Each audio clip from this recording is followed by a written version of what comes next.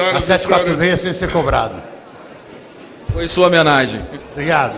Senhor presidente, senhoras e senhores deputados, eu queria pedir aos companheiros, acima de tudo, serenidade neste momento. Porque se há um poder que é desarmado, mas que neste episódio está coberto de razões, é o poder legislativo aqui representado pela Câmara dos Deputados. Vamos ver os fatos como eles ocorreram. Nós tivemos lá na comissão a votação do parecer, na calada da noite. Aprovado por unanimidade e ninguém reclamou. Se argumentar que se votou na calada da noite nesta casa é um desrespeito à sua história. Porque os momentos mais importantes deste parlamento tiveram as suas decisões na madrugada, noite adentro. Não é argumento. Segundo, vamos nos lembrar, os senhores procuradores, legitimamente acobertados, formaram grupos e vieram aqui para dentro da Câmara. Defenderam seus argumentos e as suas convicções. Almoçaram, jantaram, conversaram com os grupos que acreditavam no seu projeto e lhe deram apoio. Foi disputa democrática. A arrogância de alguns circulando nos corredores talvez tenha sido o primeiro erro fatal. Só falavam com quem queriam, só cumprimentavam os que queriam, sem se lembrar que esta é uma casa de igualdade.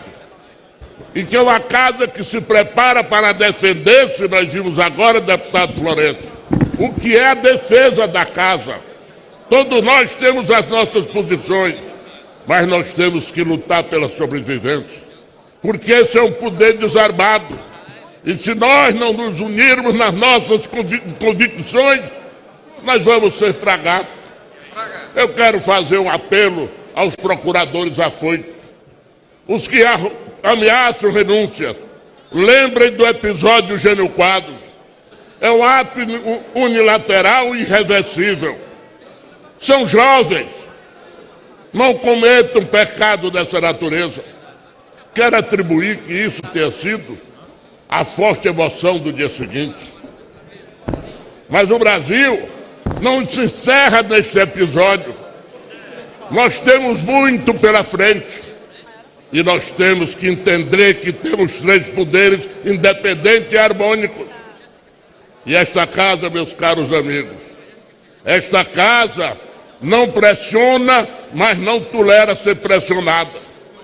Eu era uma criança, não tinha mandato sequer, mas a política já me encantava. E via aqui nesses corredores as baionetas de um lado e a Câmara colada do outro. Absolveu Márcio Moreira Alves e o Congresso foi fechado. Esta casa nunca se dobrou. E não vem os senhores procuradores criar uma crise institucional que não existe. Nós precisamos tirar o país da crise econômica que vivemos.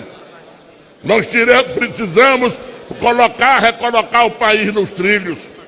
Não venham os senhores, não venha o Ministério Público, meu caro presidente, neste momento prestar um serviço.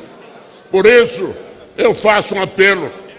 Em nome da autonomia e da harmonia dos poderes, que respeitem os resultados dessa casa, que respeitem as convicções de cada um.